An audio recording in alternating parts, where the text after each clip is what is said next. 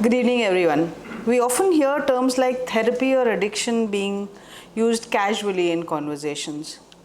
But when it truly comes to understanding it, only a few of us really grasp the complexities. Tonight, we have the privilege of demystifying these topics with Dr. Gajanan Shelke, a leading neuropsychiatrist and de addiction specialist from Wim Hans. With over 10 years of experience, Dr. Shelke has worked extensively in addiction recovery and mental health. His education journey spans prestigious institutions including NIMHANS, AIMS, CMC Vellore, and University of South Wales, UK. Dr. Shelke is currently the medical superintendent at Wim Hans, where he continues to make impactful contributions to the field of mental health. We are thrilled to have him here tonight to shed more light on the neuroscience and moral science behind addiction and its management. Our partner for this talk is the Mind Diaries, the first of its kind magazine on mental health and well-being. The Mind Diaries has been running for over 2 years and looks at stories of personal journeys as well as expert pieces. There are expert columns, inspirational stories, and more. Before we hand over to our expert, we request you to please keep your questions ready and put your phones on silent mode. Let's give a warm welcome to Dr. Gajanan Shelke.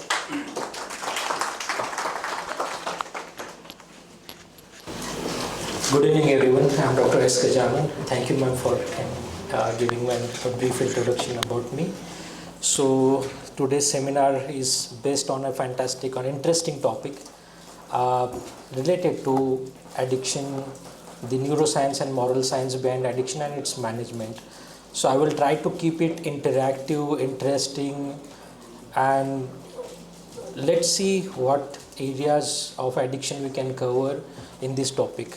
Okay, I will like to start this seminar with an interesting movie clip. So for audience, सबने देखा होगा, so everyone must have seen this movie. So sometimes we take, माने हर कोई हर एक movie से कुछ ना कुछ सीखता है, समझता है. I need to ask audience कि आप में से कौन सा पर्सपेक्टिव इस मूवी से, दो मूवी से सीखा है? कोई भी आंसर करना चाहो? Right. And कि अल्कोहल लेते हैं तो कबीर सिंह बन जाते हैं, ठीक है. And it's not something that anybody can really control. Right. It's difficulty to control. And right, it's highly dependent. Right. And to stay away from toxic people, obsessive people. Right. Yeah. Right. So the girl should be at a very safe distance from such guys. Right. Sometimes you have to avoid. Yeah. Right. And alcohol, drug, totally controls. right. It's right. It controls every aspect that human brain, body, mind, every aspect. Right. Even life. And caretaker issues, like how much can you help a person like this? Right. It's important. The role of caretaker is also important. And helps in numbing and calming. right, there are positive aspects also, if at all, calmness, numbness, or any other, like बहुत लोग तो नींद के लिए पीते हैं बहुत बार, ठीक है. शाहरुख से इंस्पिरेशन लेते हैं लोग. हाँ, right, influencing बहुत important है. Right. They are not influenced by the acting, but the act of taking alcohol, they are influenced by, not by acting. Mostly. Right. When you do the role of a sharabi, you get a best actor award. Right. Yeah. Right. Even you are right. For consider that golden Filmfare for Amitabh for Sharabi, then Devdas, Shah Rukh Khan for Devdas, then even Kabir Singh, maybe. Right. Best. Or ठीक है. Anybody want to add something? Right. So we will cover these aspects कि कैसे कोई भी. So I will keep this in English.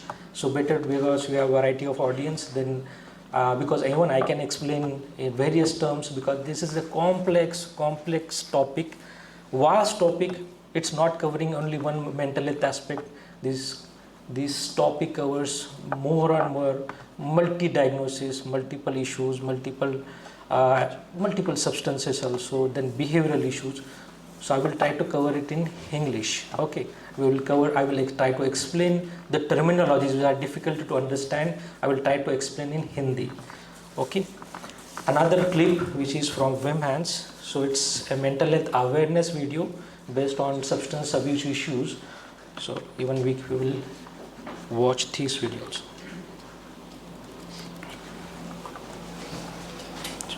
So this video is available on Wim Hans YouTube channel.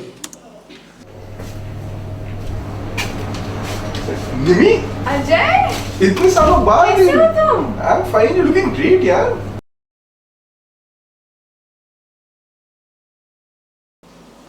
Right, so this was the presentation. So the second aspect we will cover separately under management part. Okay, so today's topic is neuroscience and the moral science of addiction and its management. So this is the overview of our today's presentation: introduction to addiction, then neuroscience of addiction, then moral science of addiction, then management strategies, and some audience questions and a discussion.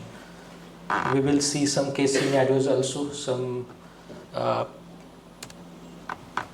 various aspects of addiction. So in addiction, so what we will cover the definition and the characteristics. It's important to understand what is addiction, what is addictive behavior, what is a habit.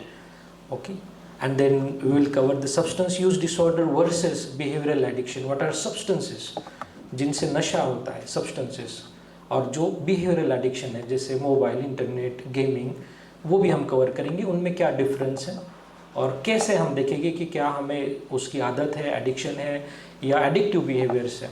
Then dependence क्या होता है, ये भी बहुत important aspect है. What is dependence? हम कहते हैं कि हमें आदत लग चुकी है, लत लग चुकी है, बहुत बार हिंदी में कहा जाता है the dependence criteria. Then some audience question. आप बताइए, आप में से कौन जानता है कि व्हाट इज़ माने addiction is how different is addiction versus habit. बहुत लोग नहीं समझ पाते, they don't know the difference between what is habit and what is addiction और dependence in any considering various aspects. So can anybody have enlight की हाँ. Addiction basically addiction में सबसे पहली चीज़ एक डिपेंडेंस होती है और धीरे धीरे क्या कहते हैं जो सब्सटेंस है उसका क्या कहते हैं हमारा दिमाग वो होता जाता है, क्या कहते हैं मतलब यूज टू होता जाता है. तो वो एक चीज़ होती है और फिर विड्रॉल सिम्टम्स होते हैं. बेसिकली क्या कहते हैं ये तीन चीज़ आपको किसी हैबिट में नहीं मिलेगी. हैबिट क्या कहते हैं दिमाग का सोच के अंदर होता है और जो सब्सटेंस अब्यूज है वो क्या कहते हैं मतलब दिमाग के पर्टिकुलर केमिकल्स से ही होता है. Summarize very well. So we will cover what is addiction, what is habit. So जैसे कि some simple. So morning exercises or habit. Morning taking alcohol early in the morning can be addiction, can be a part of the dependence. दोनों भी actions है, but one is addiction and one is just an habit. So we will cover one by one. So habit versus addiction. So the nature and degree of compulsion पे depend करता है differences between addiction and habit. First, addiction में there is uncontrolled, हम कहते हैं strong desire. In any addiction बहुत control नहीं कर पाते, एक strong desire होती है. But habit जो होते हैं इसमें typically voluntary होती है, हमारे हाथ में होती है, हमारे वश में होता है. Then conscious control भी होता है, हम चाहो तो उसको कंट्रोल कर सकते हैं. सेकंड होता है इम्पैक्ट ऑन डेली फंक्शनिंग में क्या होगा. सो सिग्निफिकेंट इम्पेयरमेंट होगा जब कोई एडिक्शन या तो डिपेंडेंस हो जाता है तो सिग्निफिकेंट इम्पेयरमेंट होता है, हम नॉर्मल फंक्शनिंग भी नहीं कर पाते. लेकिन जब हैबिट होता है तो देयर इज़ नो डिसरप्शन. जैसे कुछ हद तक हम प्रोडक्टिविटी के लिए मोबाइल यूज़ करते हैं. जैसे एग्जाम्पल के तौर पर छोटा बच्चा है जो स्कूल जाता है, जो मोबाइल देखता है पढ़ाई के लिए, इट्स अ हैबिट. इससे ना ही हम देखते हैं, ना ही कोई कंपल्शन हो रहा है, ना ही उसकी जो डेली फंक्शनिंग है इम्पेयर हो रही है. लेकिन वही अगर सिर्फ और सिर्फ 4 to 6 और मोर देन 6 hours 8 hours अगर सिर्फ वो गेम खेलेगा, वो नॉन प्रोडक्टिव बिहेवियर हम कहेंगे, अगर उसका डिपेंडेंस हो जाता है, so then that converts into addiction और डिपेंडेंस। इसके अलावा भी होता है प्रेजेंस ऑफ विड्रॉल सिम्टम्स और टॉलरेंस। ये भी हम देखेंगे what is withdrawal, what is tolerance. तो mostly in addiction so there are various withdrawal symptoms, कि अगर वो एडिक्शन जो भी सब्सटेंस हम ले रहे हैं, अगर उसको हम डोसेज कम कर देते हैं, क्वांटिटी कम कर देते हैं, या तो यूजेस कम कर देते हैं, so that gives us strong withdrawal symptoms. वो भी देखेंगे कि क्या क्या विड्रॉल सिम्टम्स होते हैं। In habits there is no such withdrawal symptom. जैसे मैंने कहा जस्ट नॉर्मल रूटीन एक्सरसाइज हम एक दिन नहीं करते हैं तो इसमें कोई ज़्यादा प्रॉब्लम नहीं होता है, जो हमारी हैबिट है, ठीक है, एक गुड हैबिट है। वैसे होता है कंट्रोल ओवर बिहेवियर। एडिक्शन में देयर इज इम्पेयर्ड कंट्रोल, जो आपने कहा था, it's difficult to control, but in habit we can control our habit. Second होता है मोटिवेशन एंड इंटेंट। ये बहुत इंपॉर्टेंट होता है कि motivation and intent is a self destructive and self reinforcing होता है एडिक्शन, डिपेंडेंस। लेकिन जहाँ पे हैबिट हम देखते हैं, आदत देखते हैं, सिर्फ एक कन्वीनियंट और रूटीन और जस्ट एंजॉयमेंट के लिए हम करते हैं। जैसे दोनों के एग्जांपल मैंने कहा था, just taking an alcohol is addictive behaviour in a dependence pattern, लेकिन वही just a routine activity can be considered और creative activity can be considered as a good habit. Second, हाँ, that will cover in next slides. Okay, so there are various addictive substances that can have dependence. वो हम देखेंगे dependence criteria भी क्या है, कौन कौन से सब्सटेंसेस जिनका classification as per ICD international classification of disease के अकॉर्डिंगली क्लासिफिकेशन हुआ है। First substance in list is alcohol. Alcohol सभी जानते हैं। सब्सटेंसेस, तो फर्स्ट सब्सटेंस इज अल्कोहल, जो हम यहाँ देखते हैं अल्कोहल है। Second substance is opioid. Primarily opioid के दोनों पर्पस होते हैं। मोस्टली लोगों ने ये पेन किलर मेडिकेशन जैसे यूज़ होता है फार्माकोलॉजिकली बहुत बार, लेकिन वो एडिक्टिव सब्सटेंस भी बन जाता है। जैसे ओपियोइड्स में अलग अलग कंपाउंड्स होते हैं, ट्रामेडोल, मॉर्फिन, मिथाडोन, पैथिडीन, तो these are opioid components. Some component of that opioid can be manufactured, legally available, pharmacologically available for painkiller management, for pain management. लेकिन जब एडिक्शन हो जाता है तो ये डिपेंडेंस प्रोड्यूसिंग हो जाता है।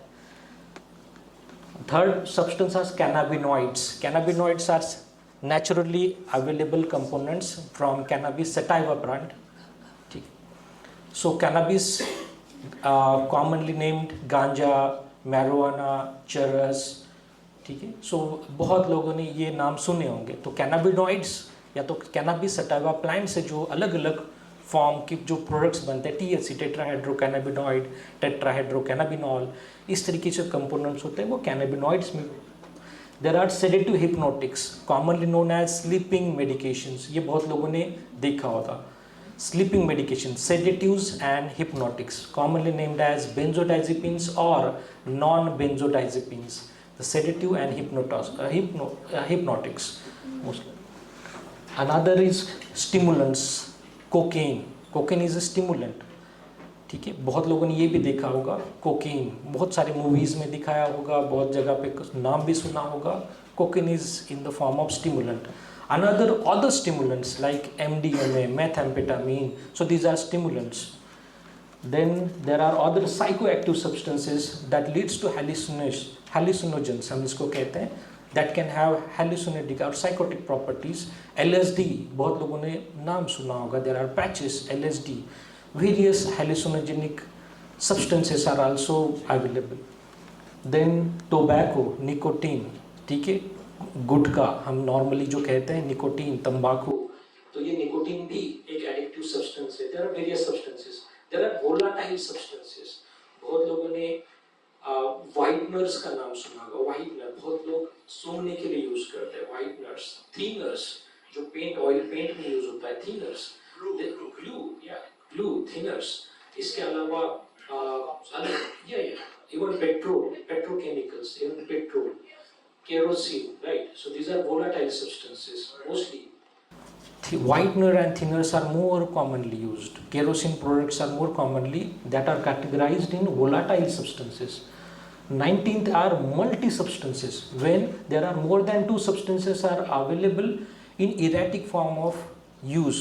हमें जब क्लाइंट हमें आते हैं, जब ये बता नहीं पाते कि किस तरीके से मैं लेता हूँ, लेकिन मैं लेता हूँ, अलग अलग सब्सटेंस ट्राई कर चुका हूँ, अभी भी कर रहा हूँ, जब इस तरीके का हिस्ट्री मिलता है and that client is not in the state to convey कि कौन कौन से सब्सटेंस किस किस पैटर्न में, क्या क्वांटिटी में, लास्ट डोसेज क्या था, देन वी से पॉली सब्सटेंस और मल्टीपल सब्सटेंस अब्यूज़. इसमें सिर्फ और सिर्फ निकोटीन को हम एक्सकेप करते हैं. Last is non dependence producing. Non dependence producing बहुत बार इस तरीके से भी देखते हैं. सम आयुर्वेदिक पिल्स, सम जैसे स्टेरॉयडल पिल्स हम देख सकते हैं. Steroids are non dependence producing हम कहते हैं, लेकिन there are also harmful. There are harmful consequences. Multivitamins, Ayurvedic some बहुत लोग रिवाइटल्स लेते हैं डेली. कितने साल से? 6 साल से, 10 साल से. There are multivitamin, B complex हमेशा ले रहे हैं. डॉक्टर ने बोला उससे ठीक होती, मेमोरी लॉस नहीं होता. राइट, बहुत लोग यही आते हैं 10, 12, 20 ईयर्स से विटामिन B12 ले रहे हैं. When we request the blood investigation, vitamin B12 in required quantity is 10 times higher than the जो एक्चुअल क्वांटिटी है, जो रिक्वायर्ड क्वांटिटी से ज़्यादा है. विटामिन डी, उनको लगता है कि नहीं, फॉर ताकत के लिए तो विटामिन डी चाहिए. Revitals are famous, Neurobion fortes are famous. So these are certain medications, commonly multivitamins, some Ayurvedic preparation, some form of माने बहुत लोग रिक्रिएशनल पर्पज़ के लिए लेते हैं, लोग बहुत सारे एनर्जी पर्पज़ के लिए लेते हैं. So even that can be categorise in non dependence producing substances. So these are substances जिनका एडिक्शन, जिनका डिपेंडेंस, जिनका लत हो सकता है. सो ये है international classification of disease. As per this classification we categorise the client and we diagnose the client. ठीक है. So in DSM-5, so diagnostic statistical manual, जो हमारा क्लासिफिकेशन का मैनुअल है, DSM-5 replace the addiction to substance use disorder considering various moral ethical aspects. So we don't call this as an addiction, but we replace addiction. If at all there is a substance involved, we call this substance use disorder. We don't call this addiction, because there is a common terminology. Sometimes a client can be called addict. They self-label themselves, माने अपने आप को भी label करते हैं कि we are addicts. So just to avoid, and from moral perspective, ethical perspective, we replace that addiction terminology to substance use disorder. There are various substances we have covered. Then what is substance use disorder? The definition: the problematic pattern of using alcohol or any other substance that leads to significant impairment or a distress as manifested by at least 2 of the following criteria within last 24 months. हम देखते हैं उन्हीं को ही ये disorder है, substance use disorder है, जिनमें ये जो हम नेक्स्ट कुछ क्राइटेरियाज देखेंगे, उनमें से अगर मोर than 2 criterias for last more than 12 month से अगर है, तो उनमें हम कोई भी डायग्नोसिस इस तरीके से सब्सटेंस यूज डिसऑर्डर का डायग्नोसिस बना सकते हैं. वो अल्कोहल हो सकता है, निकोटीन हो सकता है, या तो एनी अदर सब्सटेंस हिस्ट्री हो सकता है. तो फर्स्ट होता है इम्पेयर्ड कंट्रोल. जो फर्स्ट क्राइटेरिया है, इट्स इम्पेयर्ड कंट्रोल, जो हम बात कर रहे थे. लार्जर अमाउंट और ओवर ए लॉन्गर पीरियड, जब अगर कोई सब्सटेंस लेना चाहिए, मतलब वो अगर लेते हैं इंटेंडेड नॉट इंटेंडेड, तो इसको भी इम्पेयर्ड कंट्रोल कहा जाता है. देन परसिस्टेंट डिजायर और unsuccessful efforts to cut down और कंट्रोल सब्सटेंस यूज. ठीक है. Then spending a greater deal of time obtaining और यूजिंग और recovering from the substance, अगर ये भी criteria है, then we consider this as a impaired control. Then strong desire, strong craving for substance. So this is the first criteria, impaired control. Then social impairment. Then recurrent substance use resulting in failure to fulfill major role responsibilities. जैसे हम देखते हैं कि जो भी है work responsibilities, house, home, school, education, अगर occupation, अगर ये भी रिस्पॉन्सिबिलिटी नहीं कर पाते, then that classifies the criteria for substance use.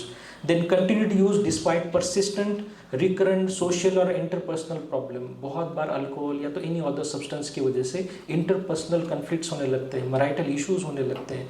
Despite this issues, clients continue to take or continue to consume alcohol or any other substance.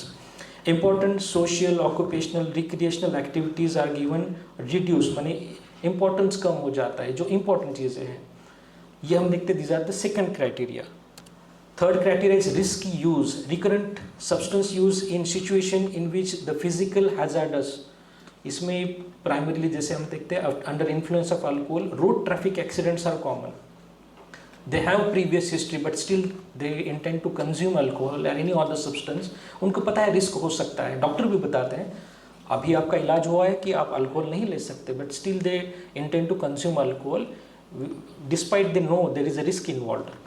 Continued substance use despite knowledge of having persistent or recurrent physical or physiological problem that caused or exacerbated by substance.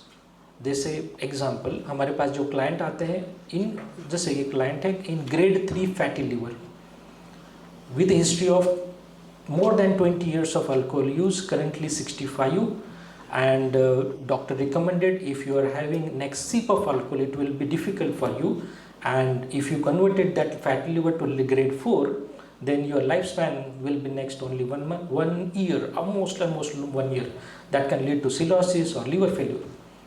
फिर ये तो surgeon ने कहा है, ये तो MD medicine, ये तो सर्जन ने कहा. देन वो आते हैं क्लाइंट, देन कहते हैं कि व्हाट इज़ द पर्पस. हम पूछते हैं वाई आपको इतना इश्यूज़ है, ऑब्वियस है फॉर लीवर इश्यूज़ है.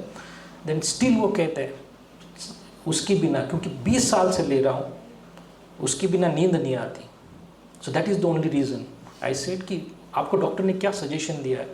वो कहते कि नहीं, डॉक्टर कहते हैं अगर आप अल्कोहल इसके आगे कंटिन्यू करेंगे तो हो सकता है ग्रेड 3 का ग्रेड 4 हो जाए, उसके बाद शायद आपके लिए 1 साल बचाओ. So I said is it okay कि आप कंटिन्यू करेंगे just for having a good sleep, कि आप 1 साल सिर्फ और सिर्फ अच्छे नींद के लिए 1 साल ही जीना चाहते हो. बोलते उस बारे में तो मैंने सोचा ही नहीं, बट आई वॉन्ट अल्कोहल की मैं, are you ready to cut down. बोलते इट्स डिफिकल्ट. ठीक है. सो ये होता है. So there is risky behaviour और रिस्की यूज, पता है कि there are consequences. Then pharmacological criteria, there are tolerance for previous recreational और any positive outcome. They intend to take more and more quantity of alcohol. जैसे कोई clients आते हैं वो बहुत ही सिंपल हिस्ट्री देते हैं, सर मैंने 30 ml से स्टार्ट की थी, that was only once in a month, that leads after 1 month that leads to 30 ml in once in a week, after 60 ml twice a week, then 90 ml 3-4 times a week, then every day 180 plus, then 350 plus, then 750. Now I'm taking complete 1 bottle, more than 1 bottle a day. मैं बोला what was the initial purpose? Just to have a good sleep, sound sleep, कि ज़िंदगी का tension भूल जाए. इस जगह पे काम, जिस जगह पे भी जो भी प्रॉब्लम परेशानी में कुछ समय के लिए भूल जाता था, लेकिन वो भूलने का काम तो पहले 30 ml करता था, आज तो 750 1.5 लीटर्स ऑफ ए लिक्वर लेना पड़ता है कि वो. So there is a tolerance कि फॉर सिमिलर पॉजिटिव आउटकम, जो आप जिस भी आउटकम के लिए सब्सटेंस या तो एनी सब्सटेंस लेते हैं, सिमिलर फॉर स्मोकिंग. बहुत लगता है मोशन पास नहीं होता. ठीक है, पहले मोशन पास करने के लिए हफ्ते में सिर्फ 1 सिगरेट लेते थे जब कॉन्स्टिपेशन या तो इस तरीके की प्रॉब्लम होती थी.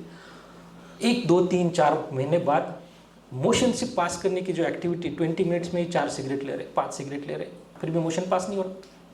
समझ में कितना सिंपल है. Just to pass motion you are increasing your tolerance level. Simple. बहुत लोग कंप्लेन करते हैं कि मॉर्निंग में सर 5 सिगरेट, आफ्टरनून में 5 और इवनिंग में 5 लेने पड़ रहे हैं. मैं बोला भाई सर मोशन पास नहीं होते, मतलब एवरी डे मॉर्निंग में ही स्टार्ट होते फिर जाके मोशन पास होते, कभी कभी तो 10-15 भी लेने पड़ते हैं. So this is how the pattern tolerance changes. Then withdrawal symptoms. There is a physical, physiological withdrawal. So we will discuss what is withdrawal. ये भी देखता है. So there is physical withdrawal where there are physical symptoms. There are psychological withdrawal. There are various other symptoms. So हम देखेंगे. अभी जो भी हमने 4 क्राइटेरिया देखे, अगर more than 2 criteria available है, present है for last 12 months, तो हम कहते हैं that fulfills the criteria of substance use disorder. इसमें भी categorize करते हैं हम. There is a mild level of issues, moderate level of issues, then severe issues. In those 3-4 categories, अगर more than 2-3 symptoms present है for last 12 months, हम कहते हैं इसका mild issue है. उसमें ही अगर 4-5 सिम्टम्स प्रेजेंट है तो this is a moderate issue. If more than 6 symptoms are present for more than 12 months, then it's a severe issue that needs intervention, that needs, even milder issues needs intervention. So we will cover one by one. What is a dependence syndrome? ये बहुत important है. In dependence syndrome there are 3 or more criteria present in previous year. So in dependence, what is dependence? ये भी हम करेंगे. What we have discussed previously is a substance use disorder. Now we will see कि dependence क्या होता है. आदत, लत, ये बहुत ही कॉमन टर्मिनोलॉजी यूज़ किए जाते. सर पहले तो सिर्फ शुरुआत की थी कभी कभी लेने की, ठीक है, इच्छा होती तो लेता था, और ये आदत ही लत बन गई है. Transition from habit to addictive behaviour और डिपेंडेंस. लत जो हम कहते हैं, जो पेशेंट कहता है कि सर मुझे तो लत लगी है, मैं छोड़ नहीं पा रहा हूँ, बहुत बारी common terminology for dependence syndrome. So for various substances there are various dependence syndromes. First criteria out of, so जो भी हम क्राइटेरिया देखेंगे, मोर देन 6 क्राइटेरियाज, 3 और मोर क्राइटेरियाज अगर प्रेजेंट है, देन विल सी, हम ये कहते हैं उस सब्सटेंस का उसको डिपेंडेंस हुआ है, that covers the fulfils the criteria for dependence. First is a strong desire. It's not there is a fluctuation in the strong desire, कि ऐसा नहीं कि ये शुरुआत में होता है. There is continuous predominant strong desire leading to that substance. Then impaired capacity to control substance taking behavior. impaired capacity, हम कहते हैं कि अपनी एक कैपेसिटी कम हो जाती है कि हम सब्सटेंस लेना छोड़ सकते हैं या नहीं छोड़ सकते. Then there is a physiological withdrawal. हम जैसे क्लाइंट्स एक्सप्लेन करते हैं, when they reduce the quantity, या तो कुछ समय के लिए बंद कर देते हैं, within 6 hours also or after 6 hours कुछ फिजियोलॉजिकल विड्रॉल्स और फिजिकल विड्रॉल्स देख सकते हैं. Primaries tremors, shaking, agitation, restlessness, anxiety, ये हम सिम्टम्स देखते हैं. और डिस्टर्ब स्लीप, ये भी बहुत कॉमन बोलते हैं कि नींद ही नहीं आती है. जब भी क्वांटिटी कम करते हैं या तो रिड्यूस करते हैं तो ये प्रॉब्लम चलता है. देन एविडेंस ऑफ टॉलरेंस, जो हमने पहली बात की थी, increase amount of same substance for that positive outcome.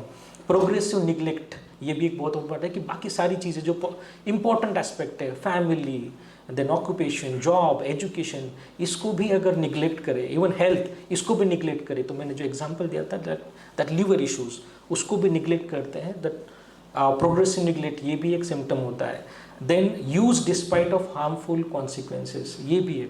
आपको पता है कि बहुत लोगों को, क्लाइंट को पता है कि इस वजह से लाइफ में बहुत सारे इश्यूज हैं, financial issues, familial, educational, occupational, job related, जो भी हम देखेंगे, लीगल इश्यूज भी आते हैं बहुत बार.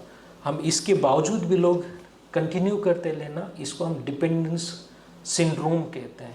ठीक है, वेरियस सब्सटेंस, जैसे alcohol dependence syndrome, opioid dependence syndrome, cocaine dependence syndrome, ऐसे अलग अलग डिपेंडेंस सिंड्रोम होते हैं. बेंजोडाइजेपिन, स्लीपिंग मेडिकेशंस का डिपेंडेंस सिंड्रोम. बहुत लोग जैसे कॉमनली यूज सम बेंजोडाइजेपिन के नाम, जैसे बहुत लोग कॉमनली यूज करते हैं सम अल्प्राक्स, क्लोनाजेपाम, लोराजेपाम.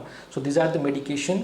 पहले वो कहते थे कि सर नींद के लिए तो मैं हफ्ते में एक मेडिकेशन 0.25, 2 महीने बाद आते हैं सर एक दिन में 1 ग्राम 1 mg, माने 4 मेडिकेशन लेने पड़ रहे हैं. फिर उसके बाद आते हैं और 5-6 दिन कंट्रोल नहीं हो रहा है सर. उसके लिए माने सिर्फ और सिर्फ normal 6 to 8 hours of adequate और साउंड स्लीप के लिए we have to increase the quantity of sleeping medication. तो हम देखते ऐसे भी मैंने क्लाइंट देखे हैं 30 मेडिकेशंस, माने 0.5 mg ऑफ अल्प्राक्स के 30 मेडिकेशंस वो एट ए टाइम ले रहा है just to have 7 hours of sound sleep. 30 medications, आप देखिए कि अराउंड 15 mg तक वो ले लेते हैं. सो इसका भी साइड इफेक्ट्स होता है, वो भी हम कवर करेंगे. What is behavioural addiction? So we have covered the substance use, substance, various categories of substance. What is behavioral addiction? As per ICD-10, explicitly recognizing condition like gambling and gaming addiction under category of disorders due to addictive behaviors. तो ये already classify हो चुके हैं, the gambling and gaming addiction. ICD-11 जो new classification है, इसमें जो behavioural addiction में क्या कवर होता है, जैसे गेमिंग डिसऑर्डर्स है, internet, mobile and shopping addiction. So ये ऑलरेडी कैटेगराइज हो चुके हैं अंडर बिहेवियरल एडिक्शन और disorders due to addictive behaviours. अगर जैसे हम कंटिन्यूसली मोबाइल यूज़ करते हैं कॉन्स्टेंटली, जैसे बहुत लोगों को इस तरीके से एक हर किसी के पास एक सेल्फ असेसमेंट है। आप देखेंगे एक सेकंड पेज और third page will be a self assessment where आप देखेंगे, आप ओपन कर सकते हैं हर एक पेज में जो आपको हैंडआउट मिला है, इसमें एक सेल्फ असेसमेंट है। So this is your own assessment, जिसमें हम देखेंगे कि आपका इंटरनेट, मोबाइल, गेमिंग इश्यूज कितना सीवियर है। ठीक है, हाँ जी, आप देख सकते हैं। Only you have to write down yes और no, and then we will have a common poll and we will see कि हर किसी का माने जो एडिक्टिव बिहेवियर है किस पैटर्न में है। You can have your own, आप देख सकते हैं अगर आपके पास इस तरीके का handout. So for behavioural addiction like gaming, mobile gambling और मोबाइल या तो इंटरनेट एडिक्शन हम कहते हैं, कंपलसरी शॉपिंग, ये भी एक एडिक्टिव बिहेवियर्स है। इसमें प्राइमरी जो क्राइटेरिया होता है as per ICD-11 is impaired control. बहुत बार कंट्रोल छूट जाता है। बहुत लोग यही कहते हैं कि सर डेली कम से कम 6 से 8 घंटा मोबाइल यूज़ करना पड़ रहा है, कंट्रोल नहीं होता, उसके बिना तो नींद ही नहीं आती। मैं 10 बजे सोने की कोशिश करता हूँ लेकिन कम से कम 2-3 बज जाते हैं, मोबाइल चलते रहता है, नींद नहीं आती। So that is what impaired control. ठीक है, कि जो normally you can use it for productivity, obviously multimedias are for recreational, various productive हम काम कर सकते हैं। ऑब्वियसली इंटरनेट और मोबाइल के बिना बहुत सारे प्रोडक्टिव काम भी किए जा सकते हैं, but it's impaired control one aspect. Then increase priority given to gambling, ये भी है। तो प्राइमरी प्रायोरिटी इसी को ही दी जाती है, ये भी एक क्राइटेरिया होता है। देन कंटिन्यूअस और एस्केलेशन डिस्पाइट नेगेटिव कॉन्सिक्वेंसेस, उनको पता होता है कि गैम्बलिंग करने से या तो mobile gaming, internet extra uses से बहुत सारे नेगेटिव कॉन्सिक्वेंसेस हो रहे हैं। जैसे नींद तो आ नहीं रही, या तो प्रोडक्टिव काम नहीं कर पा रहे, या तो कोई भी प्रोडक्टिव, जैसे एजुकेशन में प्रॉब्लम होता है। बहुत लोग फोकस नहीं कर पाते, अटेंशन नहीं दे पाते, कॉन्सेंट्रेट नहीं कर पाते। उनको पता है कि मोबाइल यूज़ की वजह से इतने सारे इश्यूज हो रहे हैं, despite they continue to use mobile, internet, gaming, and even they start compulsory shopping, gambling, इस तरीके का बिहेवियर हम देखते हैं। मोबाइल गेम्स भी बहुत कॉमन है। ठीक है जी, जैसे हम देखते हैं teenage child to adolescent age group में गेमिंग एडिक्शन बहुत ही कॉमन मिलता है। इवन यंग अडल्ट्स में भी बहुत कॉमन मिलता है। और उसके बाद फिर वो कन्वर्ट होता है इन समटाइम्स इन चाइल्ड एडोलेसेंट में देखते हैं कंपलसरी यूजिंग पोर्नोग्राफी। ये भी एक तरीके का इंटरनेट और मोबाइल यूसेज है, उसको भी अलग कैटेगरी में डिवाइड किया गया है। ठीक है, देन सिग्निफिकेंट इम्पेयरमेंट, हमने कहा था physical, physiological, health, occupation, job, education, हर चीज़ में जब इम्पेयरमेंट स्टार्ट होता है तो ये आपका क्राइटेरिया फुलफिल करता है कि you have that addictive behaviour. Then behavioural pattern duration more than 12 months और शॉर्टर इफ सीवियर। जैसे हम कहते हैं अगर mobile use more than 12 years है, मोर देन 12 years माने पिछले 1 साल से भी ज़्यादा अगर मोबाइल यूज़ है जिसका इम्पैक्ट, सीवियर इम्पैक्ट लाइफ पे हो रहा है, जिसमें एजुकेशन हो, जिसमें वर्क हो, या तो जो भी है, लाइफ बैलेंस हो, रिलेशनशिप हो, तो इसका मतलब ये एडिक्टिव बिहेवियर में कन्वर्ट हो चुका है, अगर ये क्राइटेरियाज वो फुलफिल करता है। What is neuroscience behind addiction? ठीक है, आप में से कितने लोग, you can have just raise your hand, आपको कितने लोगों को लगता है addiction as a brain disease? ठीक है, okay, very good. So most of them consider addiction as a brain disease. Yes, it is a brain disease, it's not just an habit. So there is a role of certain neurochemicals. So there is a dopamine and the reward pathway. I would like to explain what is reward pathway. There are various, I will cover in this next diagram. So what is the dopamine, what is the reward pathway, और कैसे एक habit, एक आदत आगे जाके dependence या addiction बन जाता है, that they will cover. What are the changes in brain structures and functions? कितने लोगों को लगता है कि कोई एडिक्शन लेने से ब्रेन के स्ट्रक्चर में ही प्रॉब्लम होता है? Structural changes, okay, sometimes there are some aspect of structural changes happens in brain, but primarily these are the neurochemical changes responsible for that addictive behavior. Neurochemical change, there are neurochemicals, वो हम discuss करेंगे क्या neurochemical changes होते हैं। Then हाँ, एक audience, क्या ऐसा है कि सब्सटेंस की वजह से ब्रेन परमानेंटली डैमेज होता है? ऑडियंस को कितने लोग मानते हैं कि परमानेंटली डैमेज होता है? permanently. Okay, there are, so we will cover this aspect. क्या एडिक्शन या तो सब्सटेंस या तो एनी सच बिहेवियर के वजह से क्या ब्रेन परमानेंटली डैमेज होता है, ठीक है. So for any addiction it's important to have aspect regarding कि what is the effects of that substance, even that addictive behavior on our brain. So I would like to cover this. So we are covering the neuroscience aspect. So this is a difficult topic. I will cover in a simple terminology and simple language. So there are various pathways for addiction. So I would like to give a demo of a brain model. So this is a brain. So it's a human brain. So it's front side, this is the back side, right and left. So it's a front side we call a frontal cortex, back side is occipital cortex, right and left there are temporal, parietal, there are various cortex. So there are right and left side of brain, so even everybody sabke paas hai. So if we divide this brain, so this is the internal structure of the brain, ठीक है. So in this internal structure कुछ और interesting questions मैं आपको पूछता हूँ. How many of you have visited Mumbai? Okay, how many of you traveled through local trains? Very good. How many of you knows there is a Victoria terminal in Mumbai? Now converted to CST, it's a Chhatrapati Shivaji terminal. So why I am asking these questions? It's important. There is one terminal in our brain also called ventral tegmental nucleus. It's similar to Victoria terminal. Victoria terminal is the largest, busiest terminal, national heritage center. इसमें 9/11 का भी attack हो चुका है. So you must have seen in movies वगैरह, in documentaries, various even news वगैरह. So Victoria terminal, जैसे ही मुंबई दिखता है तो विक्टोरिया टर्मिनल हमेशा दिखना ही है, ताज होटल दिखना ही है, मरीन ड्राइव दिखना ही है. So there is a Victoria terminal. So busiest Victoria terminal means वहाँ से ही local start होती है. If you go visit Victoria terminal at 4 AM, मतलब आपको ट्रेन में चढ़ने की जरूरत नहीं है. So there are right side, left side, सारे लोग आपको चढ़ा देंगे. So this is how local, Mumbai local is famous. बहुत rush. So similarly, we have that terminal. So there is a dot. You can see that red dot in our brain. So there is a terminal called a ventral tegmental nucleus, VT nucleus. So this is important to correlate. So all the brain signaling starts from this nucleus. When we have exposure to any substance, माने first exposure to substance हम कह रहे हैं, not जैसे alcohol है. So कितने लोग हैं जिनको 18 के नीचे, जब वो लेस देन 18 ईयर्स के थे, जब कोई भी सब्सटेंस का एक्सपोजर हुआ था, alcohol, cannabis, nicotine, more than और लेस देन 18 ईयर्स, कोई भी हाथ less than 18 years.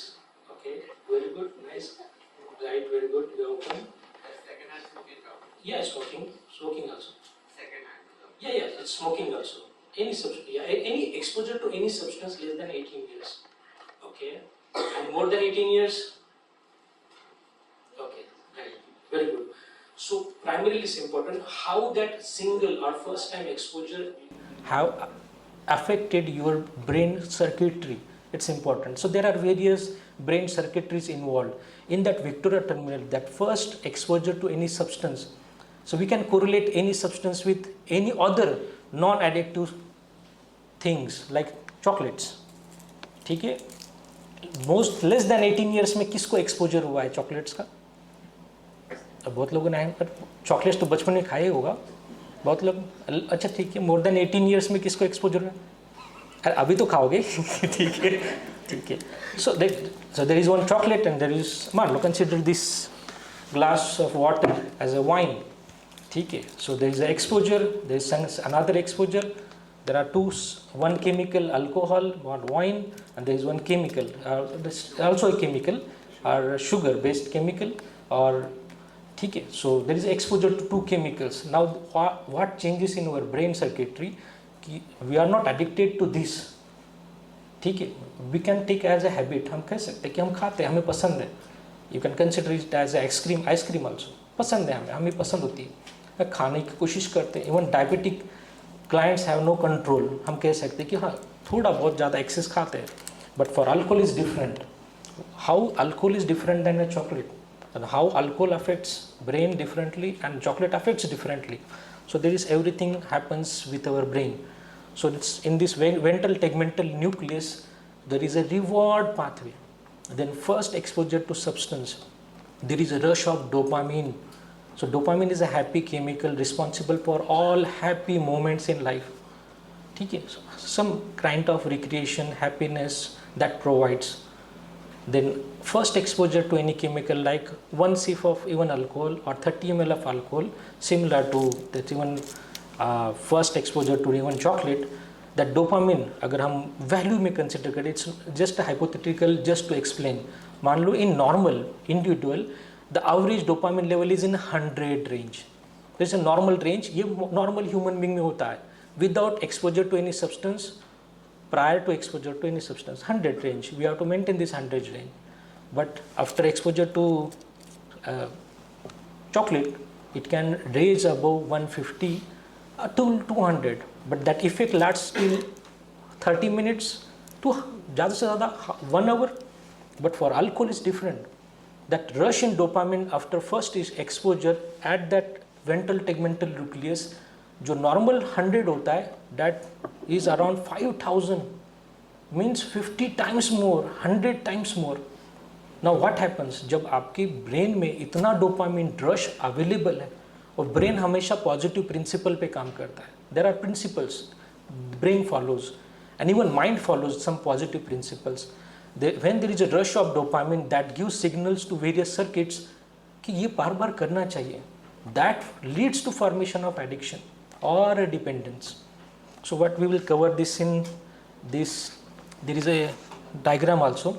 There are various areas of brain responsible for addictive behaviors like prefrontal cortex, amygdala, hippocampus, all part of limbic system. ठीक है आपको, ठीक है. So only the prefrontal cortex, mostly जो front part of the brain, prefrontal cortex is responsible for decision making. Decision making means ये क्या सही है क्या गलत है. ठीक है. So ये कैसे चेंज होता है कि हम कैसे भूल जाते हैं कि हाँ initially we started taking alcohol as a recreational purpose, social drinker, as a habit भी नहीं habitual. But why that changes कि हमें जो रीजनिंग है, मॉरल रीजनिंग है, ये हमारी छूट जाती है, हमारा कंट्रोल छूट जाता है, वो हम कवर करेंगे. There is a diagram. So this is the ventral tegmental nucleus. So VTA. This is a ventral tegmental nucleus. In first exposure, so this is the red diagram. आप देख रहे हैं, there is a red nucleus. आप सारा जो red part देख रहे हैं. So there is a red diagram. At first exposure, that gives feels better. हमें अच्छा लगता है due to rush of dopamine. जब हमें अच्छा लगता है, then that VT terminal, जो हम कहते हैं ventral tegmental nucleus से जो dopamine rush हो रहा है, that gives signals to our ventromedial prefrontal cortex. ठीक है. And that ventromedial prefrontal cortex, which is a part of the prefrontal cortex in decision making. मतलब अगर आपके पास rush in single exposure to chemical or to any alcohol, if your rush is around 5000, जो आपको तो 100 से भी खुश रहते हो, आप 110 से खुश रहते हो, अगर आप वो 5000 है, that gives signals to the prefrontal cortex, which is near somewhere here. ठीक है. prefrontal cortex. इससे क्या होगा? That can lead to a decision making कि ये तो बार बार करना चाहिए. जब ऐसा कोई सिग्नल्स आता है, जो फर्स्ट एक्सपोजर के बाद जो भी जिस तरीके से भी एक्सपोजर हुआ हो, then there is another pathway. We must take it from this nucleus. There is another, the dorsomedial prefrontal cortex, that gives signals कि we must do it. पहले तो था कि इन सिंगल एक्सपोजर, हाँ दैट फील्स बेटर. पहले हम लेते थे बहुत बार, फर्स्ट टाइम जब किसी ने निकोटिन ट्राई किया होगा, आफ्टर इफेक्ट्स तो कभी अच्छे नहीं होते. फर्स्ट टाइम अल्कोहल से तो वोमिटिंग होता है.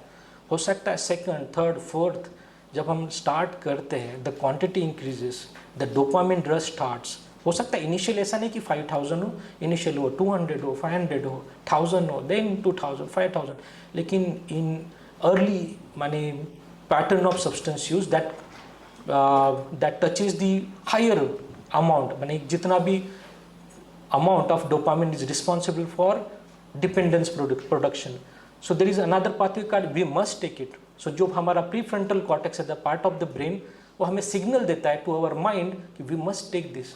Now this is the step where our mind takes control over our brain, कि जो पहले हमने देखा कि so we have that propensity that brain, हम कहते हैं कि अगर आप 1000 से 100 से अगर डोपामिन 5000 या तो मोर देन 100 अगर वो रश करता है, then the particular part of brain वो एक्ट करता है टू टेक सर्टन डिसीजंस कि हमें वो बार बार करना चाहिए. Then there is another signalling, another pathway that you must take. So this is another pathway. This is a pathway where from this center to this prefrontal cortex where decision making happens.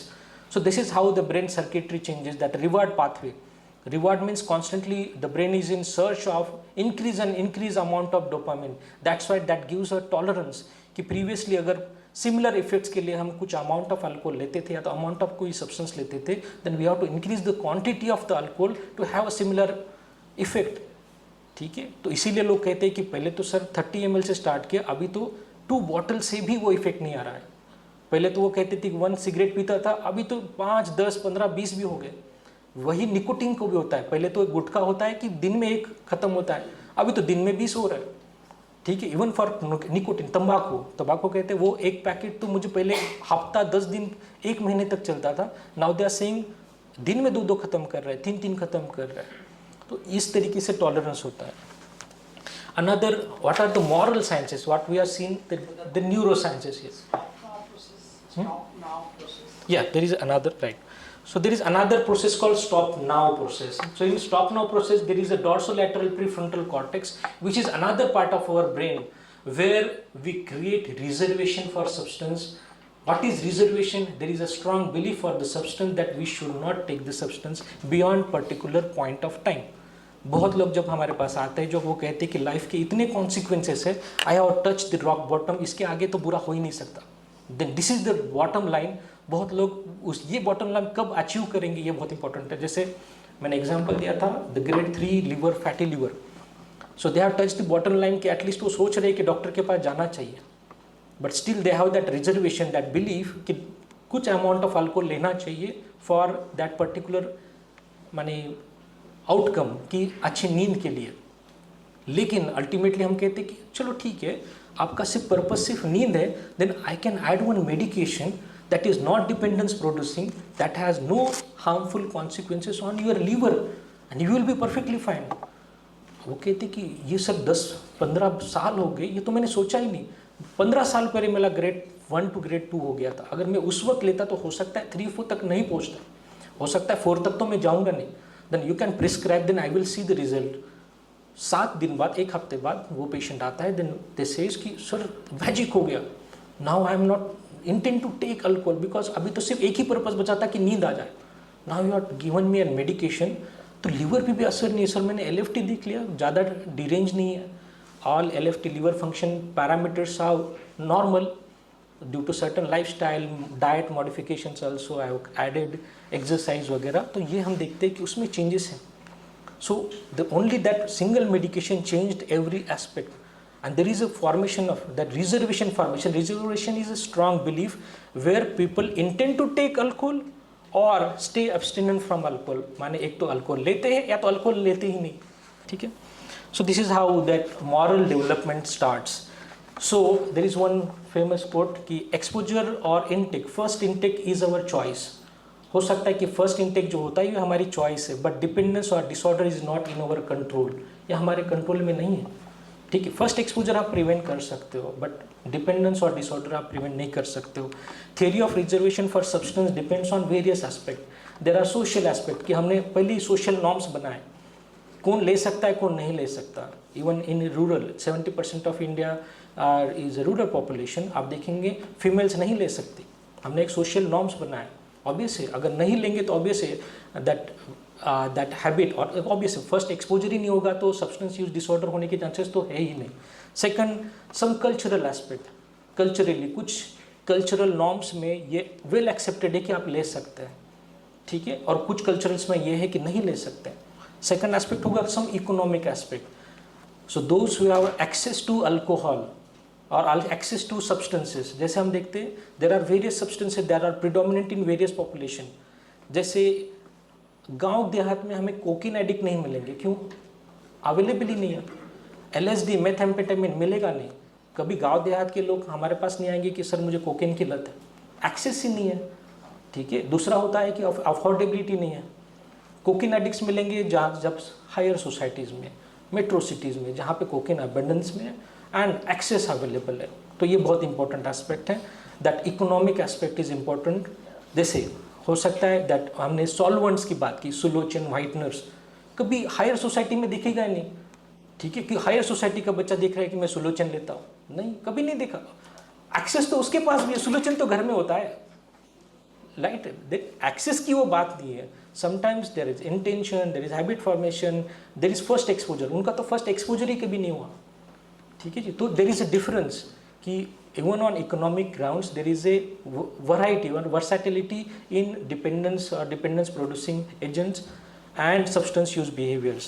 Then educational background, जैसे उसका भी एक example है। ऐसा नहीं कि हर बार कोई पढ़ा लिखा हो, जैसे I am a doctor, I have my reservation, but my friends वो are psychiatrist who takes alcohol, consumes alcohol.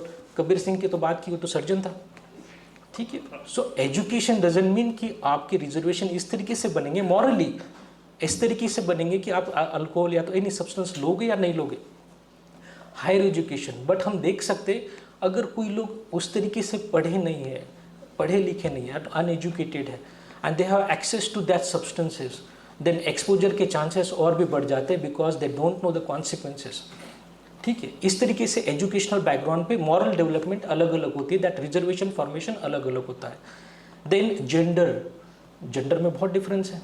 Prevalence of any substance considering Indian population varies. Male में ज़्यादा दिखता है, अल्कोहल मेल प्रिवेलेंट है, एनी सब्सटेंस, इवन निकोटीन हम देखते हैं Indian में।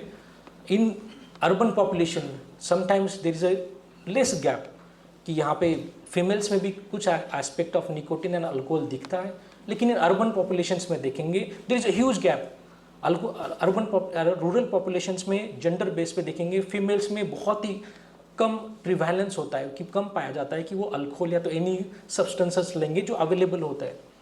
सेकंड, मेल्स प्रिडोमिनेंट जो सोसाइटीज़ है जहाँ पे सोशल कल्चर ऐसा बना है कि ले सकते हैं, ठीक है। ग्राम पंचायत में देख लीजिए, बहुत कॉमन है, ठीक है। वहाँ पे तो हुक्का कॉमन है, कैनाबिस गांजा कॉमन है, मैरिजुआना अफीम कॉमन है, हर घर में अफीम होता है, लेकिन वही अफीम फीमेल नहीं लेते हैं, मेल ले सकते हैं। There are societal norms, cultural norms हमने बनाए। देन स्पिरिचुअलिटी, ये भी बहुत डिफरेंस है। देयर आर वेरियस नॉर्म्स हम देखते हैं। द लास्ट माने हम देखते जैसे इन हिंदू कल्चर कि समुद्र मंथन से अल्कोहल मदिरा बनी थी, है ना, वो बहुत हम रेफरेंस देखते हैं। ओके, अल्कोहल का रेफरेंस तब से है। गॉबलेट दैट की हाथ लगाने से वाइन बन जाती है, इन क्रिश्चियनिटी हम देखते हैं। और या right, so then some aspect of religion जहाँ पे हराम समझा जाता है कि नहीं ले सकते। सो दैट रिलीजन्स, जो रिलीजन कॉन्टेक्स्ट होता है वो भी हमारे मेंटालिटी, हमारे थॉट प्रोसेस, हमारे रिजर्वेशन को बदल देता है। अगर कोई हमारे सोसाइटल नॉर्म्स है, हमारे रिलीजियस नॉर्म्स है जो हम फॉलो करते हैं, दैट मेक्स आवर बिलीव्स और रिजर्वेशन के हमें लेना चाहिए या नहीं लेना चाहिए। फ्रॉम बर्थ ये रिलीजियस नॉर्म्स हमें बताए जाते हैं क्या सही क्या गलत है।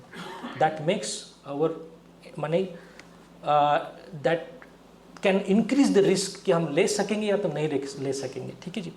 देन सम इन्वायरमेंटल, जहाँ पे हम देखते हैं कि जैसे mother has a history of any alcohol use, father has a history of, then ऐसा अगर इन्वायरमेंट है देन बच्चों में भी एडिक्शन होने के, डिपेंडेंस होने के चांसेस बढ़ जाते हैं। रिक्रिएशनल, बहुत लोग अपनी ही मर्जी से लेते हैं, ये भी एक एस्पेक्ट बहुत इंपॉर्टेंट है, ठीक है। सो जेनेटिक फैक्टर्स क्या है, तो जेनेटिकली बहुत इंपॉर्टेंट होता है कि फैमिली एंड ट्विन स्टडी हुई है। जैसे फैमिली स्टडी हो चुकी है कि इन फैमिली जैसे 2 ट्विन्स है, उनकी स्टडी की गई है आफ्टर 15 ईयर्स ऑफ, माने अगर वो एक एडिक्ट बने, एक फादर विद सब्सटेंस इश्यूज, अगर वो ठीक है।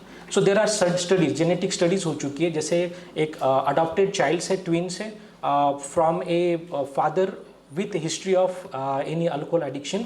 सो देन उनकी 15 ईयर्स में हिस्ट्री ली गई कि क्या उनमें प्रिवेलेंस होता है कोई एडिक्शन बनने के चांसेस कितने होते हैं।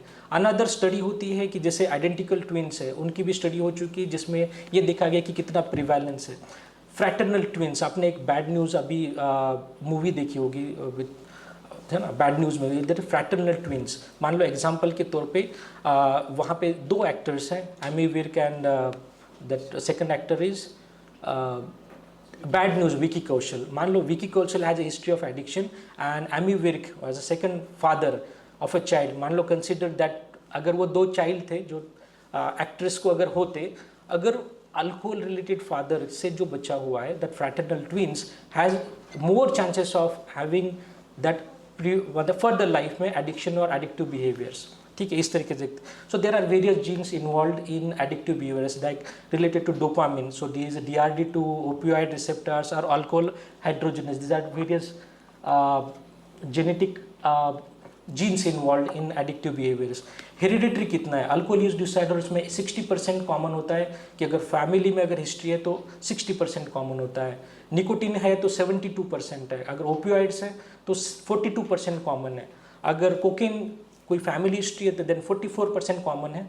देन गैम्बलिंग, अगर मोबाइल एडिक्शन है फादर और मदर में, then it is 50% chances that childrens में भी एडिक्टिव बिहेवियर्स आने के चांसेस। रिस्क होता है एक particular age group, particular gender और comorbid psychiatric issues. Environmental triggers होते हैं for this addictive formation, early life stress, या तो बहुत लोग पेरेंट्स में देखते हैं in childhood there is a neglect, there is abuse और देर इज़ अ ट्रॉमा और childhood trauma, sexual or physical abuse by parents that lead to addictive behavior formation, और chronic substance use और peer influence जो हम बात कर रहे हैं। Then what is management? Management के लिए हम एक वीडियो फिर से देखेंगे।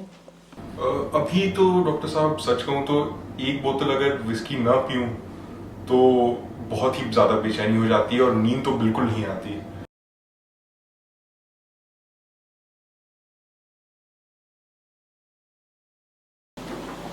ठीक है, तो management, so management primarily starts from OPD और IPD बेसिस, जो जहाँ पर मोस्टली हम देखते हैं जहाँ पर risk is mild to moderate, then we try to manage this clients on OPD basis.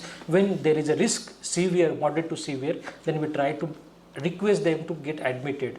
Admission can be, so we have to follow certain rules as per Mental Health Care Act 2017, where we have to request that client to be admitted independently when they have mental health capacity or they have capacity to take decisions, what is good for them, decisions regarding the treatment. So we request them to admit independently or voluntarily. When they don't have a capacity to take decisions due to certain various comorbid conditions like substance induced psychosis, mood disorders or other such disorders, then they lack mental health capacity to take decisions. In this condition we have to admit them involuntarily also for 30 days. So this is how we plan admission or management. So there are 3 phases of management. There is acute phase for intoxication, that depends on type of substance, the amount of substance, last taken amount, then the severity of previous substance uses, previous history of intoxications, so and comorbid conditions associated. That initial 1 to 2 weeks is for acute intoxication management stage, where we use multiple medications what we will cover. Then there is intermediate management called withdrawal management. We will see what is withdrawal. Then there is a chronic phase or chronic care called rehabilitation phase. So first we try to evaluate with taking a detailed history of the client.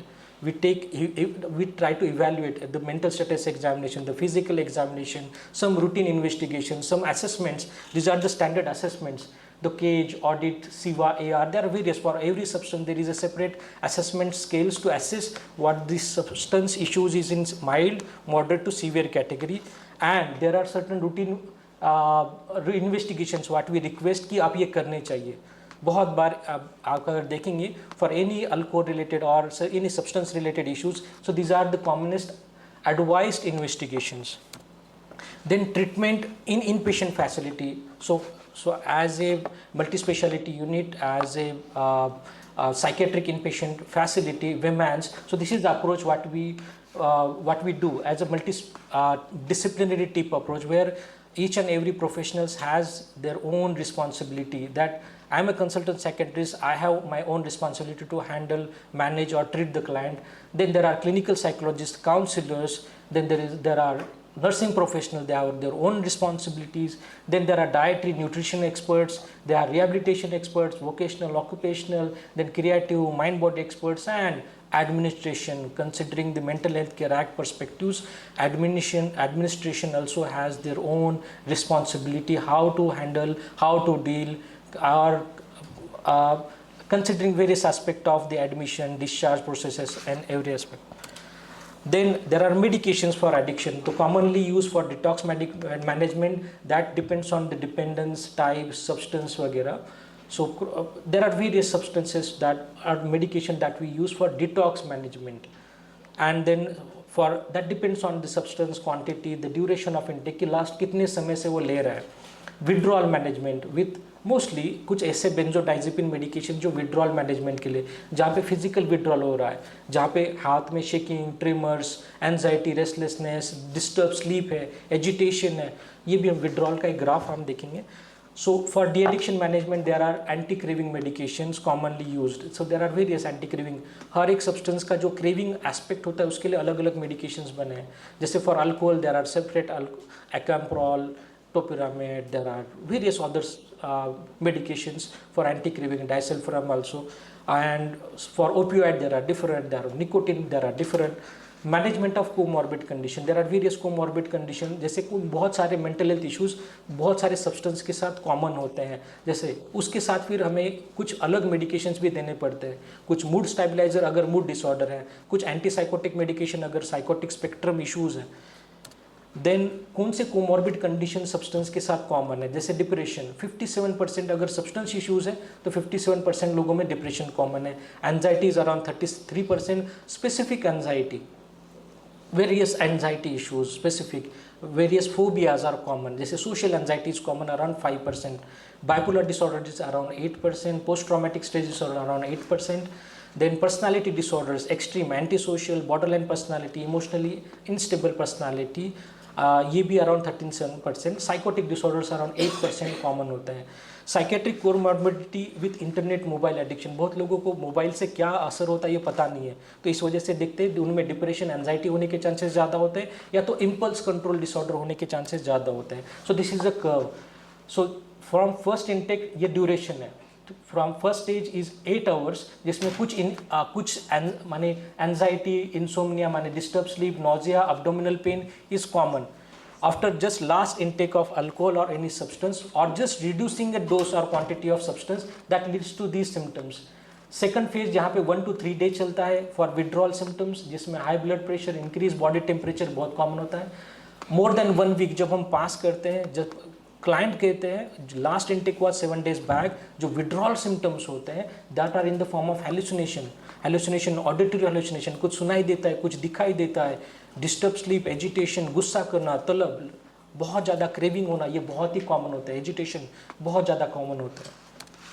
Second, where are therapies? Various therapies, counseling techniques used for addiction management. First is motivational enhancement therapy, 12-step facilitation, it's a psycho-spiritual aspect. Then contingency management plan, de-addiction counseling, relapse prevention, ये भी बहुत important है. जैसे alcohol तो लेते हैं, लेकिन we have to then plan what are the relapse prevention strategies to prevent further relapses. Then psychoeducation माने patient कि अपनी परेशानी के बारे में उनको प्रॉपर नॉलेज प्रोवाइड करना, अवेयरनेस क्रिएट करना, उनको प्रॉपर इंसाइट, समझ क्रिएट करना. देन हैबिट रिवर्सल ट्रेनिंग, जहाँ पे मोबाइल एडिक्शन है, गेमिंग एडिक्शन है, तो हैबिट रिवर्सल ट्रेनिंग भी होता है. अगर ऐसी कोई हैबिट और डिपेंडेंस हुआ है तो उसका भी रिवर्सल. देन अनदर टेक्निक्स, कुछ स्पेसिफिक थेरेपी टेक्निक्स होते हैं, जिसमें CBT, cognitive behavioural therapy, dialectic behavioural therapy, कुछ RTMS जैसे repeated trans magnetic stimulation, particular जहाँ पे क्रेविंग होता है, क्रेविंग मैनेजमेंट, और टोबैको सिजेशन के लिए RTMS यूज किया जाता है. TMS ये भी यूज़ किया जाता है, जैसे ट्रांस मैग्नेटिक स्टिमुलेशन, और ERP, एक्सपोजर रिस्पॉन्स प्रिवेंशन, ये भी टेक्निक्स यूज किए जाते हैं for various addiction. Then support system क्या है, केयर गिवर जो फैमिली मेम्बर्स है उनको प्रॉपर एजुकेशन प्रोवाइड करना, what is addiction, how to treat, how to deal, how to prevent crisis, this aspect is important. The care giver training because they are the support system. Care giver family member, जैसे एक child है अगर उसको mobile addiction है और early detection of substance use है, अगर हम देखते हैं अगर उस तरीके का एक हैबिट फॉर्मेशन है, उसको प्रिवेंट करने के लिए केयर गिवर को, फैमिली मेम्बर को ट्रेन करना, एजुकेट करना, this is also our responsibility. Family therapy हो सकती है अगर इस तरीके से फैमिली डिस्टर्ब्ड डायनामिक्स है, जिसमें इंटरपर्सनल रिलेशनशिप इश्यूज़ है, इस वजह से बच्चे जब स्ट्रेस में होते हैं तो देन एडिक्टिव बिहेवियर बनने के चांसेस बढ़ जाते हैं. तो उसके लिए फैमिली थेरेपी एंड इंटरवेंशन की ज़रूरत होती है. Peer support group, there are various social and peer support group, जैसे अल्कोहलिक एनोनिमस, नार्कोटिक एनोनिमस, तो ऐसे अलग अलग सपोर्ट ग्रुप आप ज्वाइन कर सकते हो. कम्युनिटी बेस्ड प्रोग्राम्स होते हैं, जैसे what we are doing is a community based programme for awareness. Rehabilitation initiatives होते हैं, वोकेशनल, ऑक्यूपेशनल, जहाँ पे क्रोनिक इश्यूज होते हैं. मैनेजमेंट क्या है, देखिए साइकोसोशल इंटरवेंशन में हमने कहा कि these are the therapies what we do, जैसे cognitive behavioural therapy, motivational interviewing, mindfulness based intervention और group therapy, support therapy.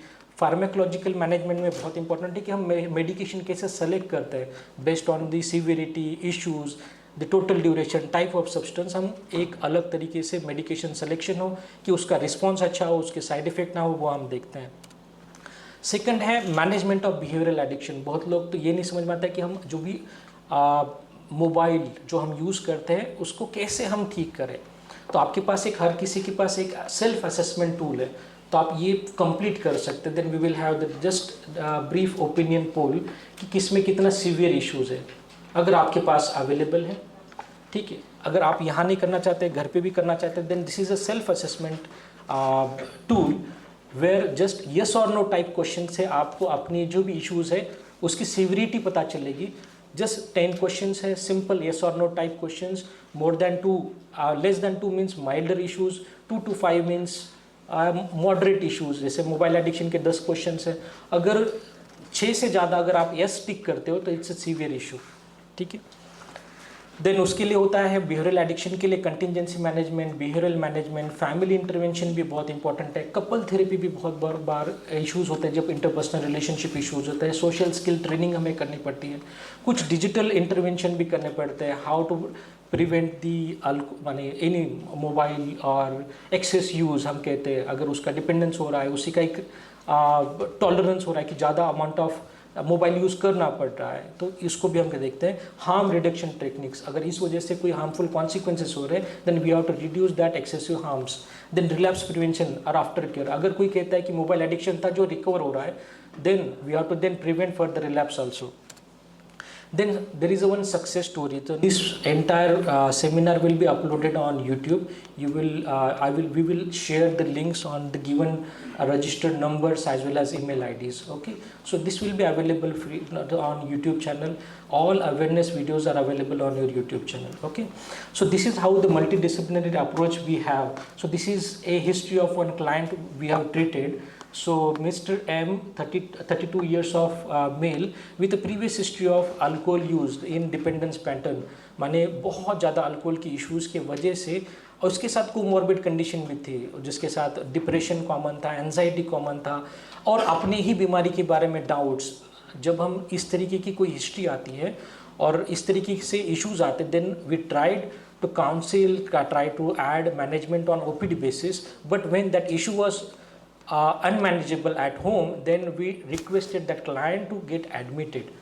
So after admission, we started our multidisciplinary approach. We tried to take a detailed history, evaluate. There are specific assessment we did. There are routine investigations we did. We tried to assess his issues in mild to moderate severe. In this category, the issues was severe.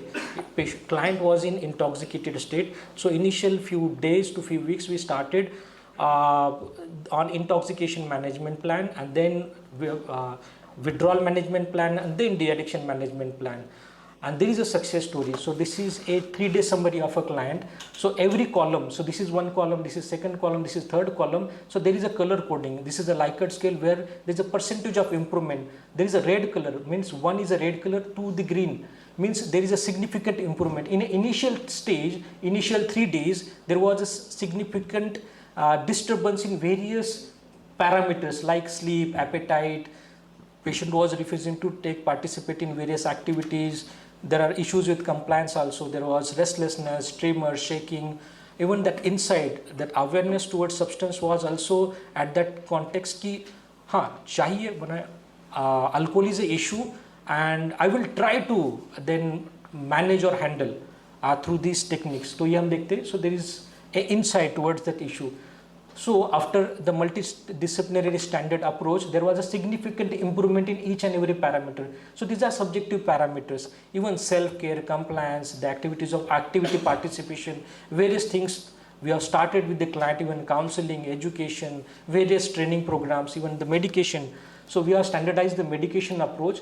Initially the step of motivation, the patient, there are various stages of motivation. Initially the step of motivation was at the level की awareness था, there was a issue, but to change that issue, that need for medication, वो उतना awareness develop नहीं हुआ था. But after motivational enhancement therapy and proper counseling and education, there was an upgradation in his motivation. Then we continued on certain medications also. So these are the medications, the standard line of medications for detox and addiction management. There is standard protocol what we followed, a standard drug regime what we followed for de-addiction and withdrawal management, and there was a significant improvement. So vital charting we did, the daily vital monitoring, pulse, BP, and for managing the stress level also there is a galvanic skin response we have monitored, then weight, there are various input output. These are the monitorings we did. And then another, that continuous assessment of severity of the issue. With this intervention, with medication, how much was the improvement in these addictive behaviors? Withdrawal kitna manage hua, wo humne dekha. So there was multidisciplinary team from day one, because this client was voluntarily admitted. From day one, we assigned a clinical psychologist for specific therapies. So this is the team approach, multidisciplinary team approach. So there are the specific tasks assigned to specific all the professionals, the consultant psychiatrists and other such professionals. So this is how we maintain the standard of our treatment regime, and this is how after standard multidisciplinary approach there is a significant improvement in around 3 weeks to around 25 days of stay. A significant improvement. Currently he is doing fine and he is maintaining well. So this is how the administration, even considering the records, the Mental Health Care Act, so we have to maintain, even there are various SOPs we follow for admission, discharge processes, and we maintain the standard protocols for each and every aspect of their admission and discharge processes. Even there are nursing professionals, they have their own responsibilities considering the education to client and a caregiver, a family member, and training to providing better education, awareness, and teaching training for caregiver is also a responsibility. Training in the form of various aspects, how to handle crisis, how to manage crisis, what is crisis, how to deal with basic counseling skills also. So what are medications what we are providing. So there are various aspects. What are role responsibility of caregiver. This is how we train the caregiver.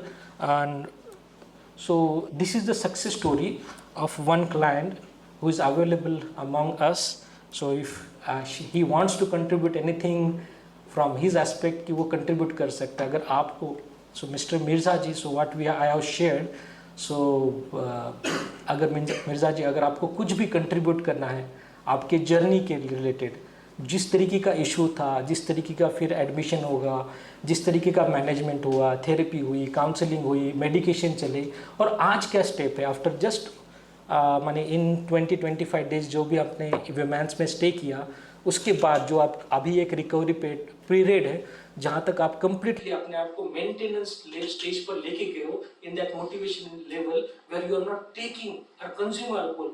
अभी आपके reservation से भी वो alcohol निकल चुका है.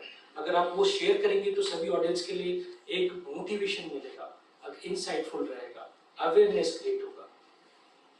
सबसे पहले अल्लाह का शुक्र है सर. Very good. दूसरी बात, सबसे बड़ी बात है कि ये चीज़ जब होती है तो हम बिहार से हैं, तो वहाँ पहले तो सबसे पहले जो है ना मौलवी मौलाना और पूजा पाठ में आदमी चला जाता है. इतना ज़्यादा उधर पता नहीं है कि साइकेट्रिस्ट होते हैं या ये सब चीज़ें यहाँ से। हमको इनके मामू मेरी वाइफ के वो बताएं कि आप वहाँ जाके विमान में जाके एडमिट हो जाओ, फिर आपके बारे में पता चला। तब जब हम आए थे, मेरा फोटो है, आप देख सकते हैं, दिखा सकते हैं, जिस दिन एडमिट हुए थे तब पूरी बड़ी बड़ी दाढ़ी थी। ईद था, कभी हम दाढ़ी नहीं बनाए थे, ईद की नमाज नहीं पढ़े थे, सुबह सुबह पी के ऐसे ही जाके घूम के आगे बोला पढ़ ली नमाज। उस चीज़ पर फोकस कहीं नहीं रहता था, बस सुबह उठना है, पीना है, रात में फिर पीना है। एंड आफ्टर जब हमने मेडिकेशन थेरेपी स्टार्ट की उससे कितना इम्प्रूवमेंट आ गया? बहुत इम्प्रूवमेंट।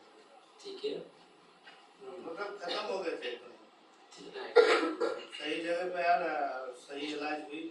आपका बहुत बहुत शुक्रिया है।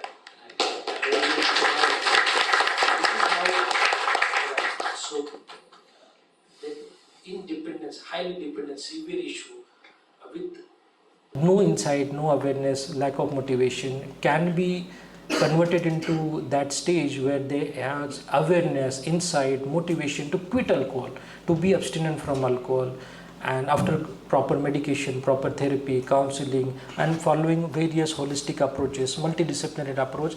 So this is possible. Even we can prevent any substance, any behavioral addiction also.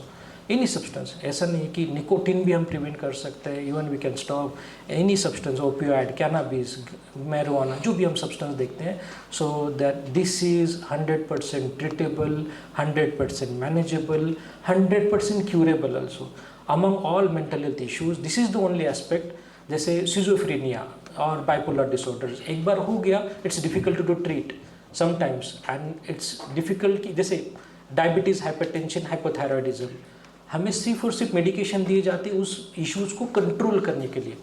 कोई भी डॉक्टर इसलिए प्रिस्क्राइब नहीं करता कि आपका डायबिटीज़ ठीक हो जाएगा, हाइपोथायरॉयडिज्म ठीक हो जाएगा, ठीक है, या तो जो भी हाइपरटेंशन वो ठीक जाएगा। Similarly in various other issues, schizophrenia, bipolar, we just recommend medication and therapy just to control your thought process, emotional state, mood और behavioural and other such issues जहाँ पे इश्यूज है, डिसफंक्शनलिटी है। Substance is the only issue.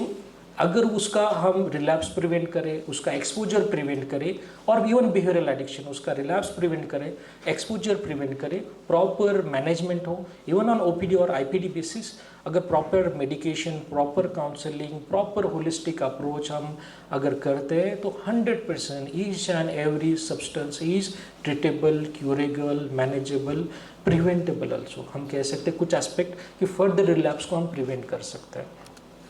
Challenges क्या होते हैं, जैसे हमने तो बात की कि क्या होता है मॉरल, न्यूरो साइंस वगैरह, क्या चैलेंजेस की what we face in managing such clients. First challenge is treatment resistance cases. Alcohol या तो एनी अदर इश्यूज, इतने ज़्यादा इश्यूज है कि ट्रीटमेंट रेजिस्टेंस हो गया है, मेडिकेशन का असर नहीं हो रहा है। और को ऑकरिंग मेंटल हेल्थ इश्यूज, अगर ज़्यादा ही इश्यूज बढ़ गए तो भी इशू होता है। बैरियर टू एक्सेस, माने बहुत लोगों को, जैसे उन्होंने बात की, ऐसे पर्टिकुलर एरियाज है जहाँ पे एक्सेस ही नहीं है, mental health care facilities available नहीं है। Lack of awareness and stigma, ये सबसे बड़ा प्रॉब्लम होता है इंडिया में, जहाँ पे लोगों के पास अवेयरनेस नहीं है, स्टिग्मा है। Then role of government and NGOs and private hospitals, जैसे गवर्नमेंट, जैसे I did my PG from government medical colleges, वहाँ पे इतना लोड होता है, इतना सारा कि इतने क्लाइंट्स देखने पड़ते हैं। कंपेरेटिव हम देखते हैं, इस वजह से बहुत बार इश्यूज आते हैं, दिन चैलेंजिंग। अगर हम एक क्लाइंट को अगर लेस देन 10 मिनट्स 15 मिनट्स भी दे पा रहे हैं, कैसे हम डायग्नोज करेंगे, कैसे ट्रीट करेंगे, कैसे मैनेज करेंगे। Comparative in private hospitals, we get adequate time, we spend time for dealing, assessment, evaluation and counseling, then possibility है कि वो better हो जाए, उनका diagnosis proper होगा, management proper होगा, individual interventions possible होते हैं, family interventions possible होते हैं, proper treatment plan possible होता है। then sometimes government policies and regulations भी इंडिया में lack करते हैं, जैसे access to substances, हम देखते हैं cannabis कहीं ना कहीं बना है तो कहीं ना कहीं मिला है, ठीक है, मैरिजुआना कहीं ना कहीं बना है तो मिला है, ओपियोइड्स कहीं ना कहीं बना है तो कहीं ना कहीं मिला है। तो इसमें गवर्नमेंट पॉलिसीज़ बहुत इंपॉर्टेंट होती है। अगर एक्सेस बढ़ जाता है तो इश्यूज भी बढ़ जाते हैं, ये बहुत इंपॉर्टेंट है। सोशियो कल्चरल बैरियर्स, हमने कहा वेरियस लोगों की जो एक माने रिजर्वेशन है फॉर कंसिडरिंग वेरियस एस्पेक्ट। अगर रिजर्वेशन इतनी स्ट्रांग है कि नहीं ड्रिंक तो करनी चाहिए, sometimes some aspect of substance हम लेने चाहिए तो बहुत मुश्किल होता है उनको ट्रीट करना। अवेबिलिटी ऑफ सब्सटेंसेस, जैसे अर्ली एक्सपोजर टू मोबाइल अगर हम देखते हैं बच्चों को, अगर पेरेंट्स बहुत जल्दी मोबाइल का अगर less than 4 years 5 years 6 years में अगर मोबाइल का हैबिट अगर बना देते हैं तो वही डिफ़िकल्ट होता है ट्रीट करना। जब उनको कोमॉर्बिड कोई मेंटल हेल्थ इश्यूज़ होते हैं, ADHD ASD जैसे जब इश्यूज़ होते हैं तो बहुत डिफ़िकल्ट होता है, और वो 17-18 years में आते हैं, जब 10th 12th का टाइम होता है तो हम कहते हैं कि अभी मुश्किल है, ये तो 8 घंटा तो सिर्फ मोबाइल चला रहा है, this is the common sentence. तो हम कहते हैं कि ठीक है एक्सपोजर कब से हुआ है, बोलते नहीं जब वो 6 साल का है तब से वो मोबाइल देख रहा है, it was difficult to prevent. वो कहते कि तो उस वक्त तो खाना ही नहीं खाता था, तो दैट वॉज द खाना खाने के लिए हमने आधा घंटा देना चालू किया, फिर 1 घंटा 2 घंटा 4 घंटा, अभी तो 8-8 10-10 घंटा सिर्फ मोबाइल और गेम और internet, some aspect of pornography in adolescent, ये भी स्टार्ट होता है। तो ये भी डिफ़िकल्ट है। अगर अर्ली एक्सपोजर आपको हुआ है मोबाइल, इंटरनेट, गेमिंग और सर्टन सोशल मीडिया, तो it's difficult to treat. Conclusion क्या है? So we have what we have covered the neuro aspect, the moral aspect, the addiction, various addictive behaviors, the management, the withdrawal, multiple aspects. So जो final conclusion है, any substance or any behavioral addiction, primarily it's important to have awareness कि it's 100% curable, 100% manageable, 100% treatable. There are experts, there are institutions, there are professionals available for management. There are help is available where we have to reduce our stigma, we have to create awareness, we have to educate ourselves कि ये सारे जो aspect होते हैं ये manageable है, treatable है। और अगर हमें ये ऐसे असेसमेंट भी करनी पड़ेगी क्या हमें एडिक्टिव बिहेवियर्स बन रहे हैं। जैसे अभी हमें पता नहीं होगा कि अगर हम रैंडम पोल हम लेते हैं, हर कोई देखेगा कि our screen time is around 4 hours 5 hours 7 hours 8 hours। So now we are at the risk of having certain addictive behaviors। ठीक है, तो ये भी हमें असेस करना है, इसका भी मैनेजमेंट अवेलेबल होता है, इसका भी इंटरवेंशन अवेलेबल होता है टिल कि उसकी सिविरिटी ना बढ़े, जिसका इंटरवेंशन और भी longer duration, it takes longer duration, और इंटरवेंशन के लिए और भी माने प्रॉब्लम्स और चैलेंजेस हम फेस करते हैं।